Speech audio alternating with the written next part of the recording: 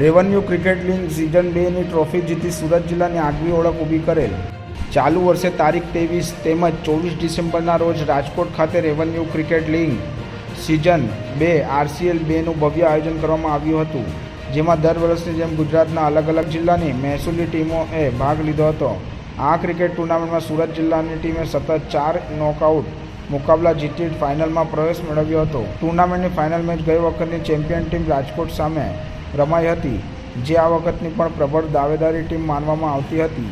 Player of tournament તરીકે સુરત જિલ્લાના કેતનભાઈ પટેલને જાહેર કરવામાં આવેલ, જ્યારે બેસ્ટ બોલર તરીકે સુરત જિલ્લાના પ્રતિક રાવને જાહેર કરવામાં આવેલ, તેમજ ફાઇનલ મેચમાં ઓલરાઉન્ડર તરીકે પ્રદર્શન કરનાર દેવેન્દ્ર ચૌધરીને મેન ઓફ ધ મેચ જાહેર કરવામાં આવેલ હતા.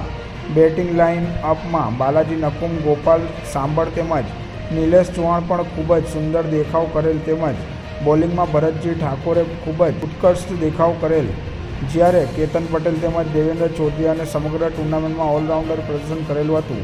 ટીમના આ સાથી ખેલાડીઓએ કોમેન્ટ્રી કરી ટીમોની સતત જુસ્સો વધારેલી.